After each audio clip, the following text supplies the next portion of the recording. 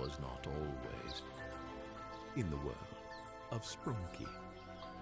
This is his sad origin story.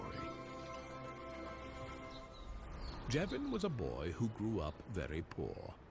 He lived with his single mother in a tiny rundown apartment in a poor neighborhood.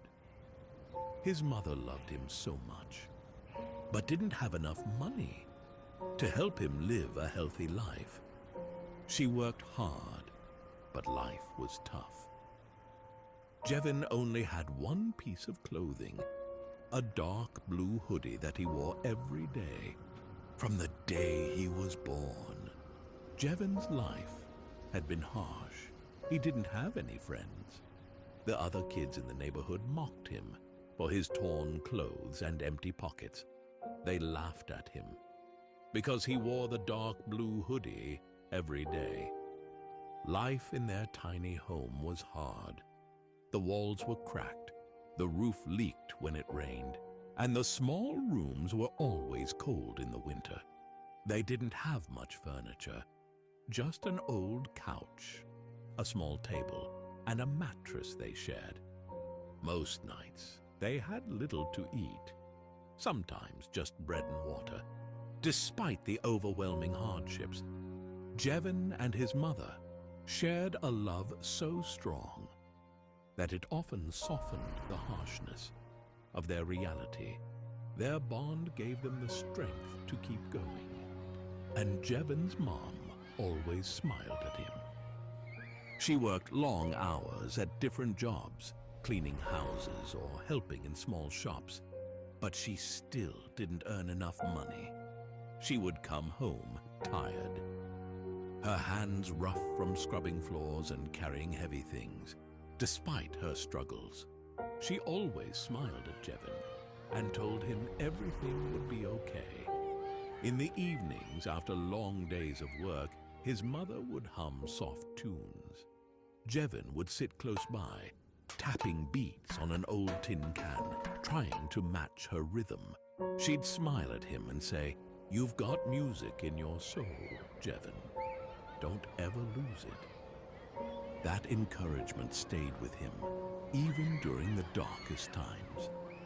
She gave him as much love as she could, even if she couldn't give him toys, new clothes, or a proper meal. He didn't have a backpack for school, so he carried his books in his arms. Some days, he skipped school altogether because he was too embarrassed. Other kids whispered behind his back and laughed at him. Even the teachers treated him differently, scolding him more than the other kids. Jevin often helped his mother as much as he could. He would go to the market to buy the cheapest vegetables. He wanted to make her proud, but he could see the sadness in her eyes. She often sat by the window late at night, looking out at the dark street, worrying about how she could give Jevin a better life. One winter, things got even worse. Jevin's mom became sick. She couldn't work as much, and their money ran out quickly. Their electricity was cut off, and they had to use candles for light. The cold nights were unbearable, and Jevin often wrapped himself in his blue hoodie, wishing he could make things better. It was during this difficult time that his mom made the painful decision to leave him. The new Kinder Chocobons Crispy. Try now. Those PDS, PDSS.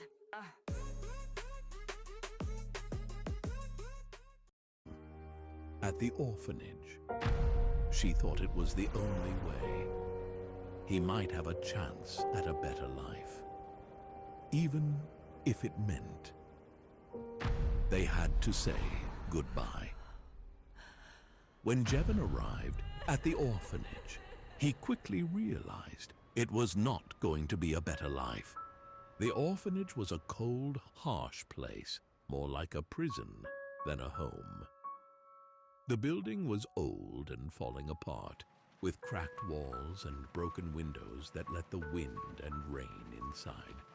The rooms were crowded with too many children, all crammed into rows of squeaky metal bunk beds. The air smelled damp and sour, and everything felt gray and lifeless. The caretakers at the orphanage were cruel. They didn't treat the children with kindness or care. Instead, they shouted at them, called them names, and punished them harshly for even the smallest mistakes. Meals were meager and tasteless, and there was never enough for everyone. Jevin often went to bed hungry, his stomach growling as he tried to sleep. Jevin missed his mother terribly. At night, he would lie awake and think about her, wondering if she was okay and if she missed him as much as he missed her. He blamed himself for being a burden on her, for not being able to make things easier. He kept her memory alive by humming the songs she used to sing to him, finding comfort in the rhythm and beats he created with his hands and voice. But after months of enduring the harsh life at the orphanage, Jevin couldn't take it anymore. He realized that if he stayed, he would lose the little bit of hope he had left. One cold night, while everyone else was asleep, he packed up what little he had and slipped out through a broken window. The night air was freezing, but Jevin didn't look back. He was determined to find a better life, no matter how hard it might be. After escaping the orphanage, he found himself wandering the city, cold, hungry, and unsure of where to go. With no home, no family, and no money, every day became a struggle to find food and a safe place to sleep. At first, Jevin tried begging, sitting on street corners with his blue hoodie pulled tight against the wind. But people rarely stopped to help. Most walked by without even looking at him, and some even yelled at him to move. The few coins he managed to collect were barely enough to buy a piece of bread or a bottle of water. Jevin also took jobs wherever he could find them. He cleaned tables at small street cafes, carried heavy bags for shoppers at the market, and even swept floors in small shops. But the work was tough, and the people he worked for were often impatient and unkind. Many times, he was fired for reasons he didn't understand, sometimes simply because he didn't work fast enough, or because someone else was willing to work for less. Despite all of this, Jevin found a small spark of joy in his music. He started performing beatboxing on the streets, tapping rhythms on empty cans, and using his voice to create beats and melodies. It wasn't much, but it was his talent, and it made How's this so yummy? people stop and listen. Sometimes, they tossed coins into a small box he placed on the ground. On good days, he made enough to buy a full meal. And on bad days, he had to make do with scraps. One day, Jevin heard devastating news. His mother was gravely ill and needed surgery. The cost was far beyond anything he could hope to earn on the streets. Desperate to save her, Jevin turned to a man known for lending money to desperate people. This man, however, was part of a dangerous cult that demanded more than just repayment. Jevin had to work for them, running errands and delivering packages to pay off his debt. Though he hated working for the gang, Jevin had no choice. He wanted to help his mother, even if it meant risking his life. But the more he worked for them, the more he realized they were involved in terrible things. His heart sank as he saw the harm they caused to others, and he knew he couldn't stay with them. Jevin decided to escape again. But this time, it wasn't just poverty chasing him, it was the cult. They hunted him through the streets, forcing him to hide and run constantly.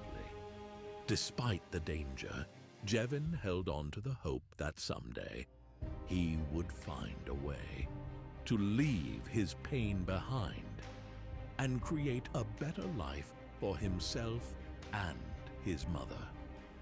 Through his tough journey, he managed to save his mother, but he couldn't save himself. The cult were after him. One evening, after days of running, Jevin was exhausted. The sun had set and the city streets were quiet. He stumbled into a narrow, dimly lit alley, hoping to find a place to rest. The walls were covered in graffiti, and the air smelled of rain and garbage. As he walked further in, he noticed something unusual, a faint, rhythmic sound coming from a small, wooden door at the end of the alley. Jevin pushed the door open and stepped inside. He found himself in a small room filled with old TVs, strange instruments and speakers. The walls vibrated with the sound of music, beats and rhythms that seemed to pulse with life. The air felt different, almost magical, and the music seemed to reach deep into his soul. Jevin stood frozen, captivated by the sound. For the first time in years, he felt something other than fear and sadness. He felt alive. As he moved further into the room, the music grew louder, surrounding him completely. Then, something incredible happened. The world around him began to change. The walls of the room melted away, replaced by swirling colors and lights. The ground beneath his feet felt like it was moving, carrying him somewhere new. Before he knew it, Jevin found himself in a vibrant, surreal world, a place alive with music, and the air buzzed with energy.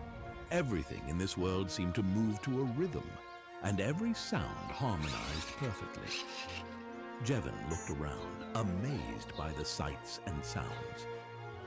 Here, his beatboxing wasn't just a way to survive, it was a part of the world itself. He was in the world of Sprunki. Hi.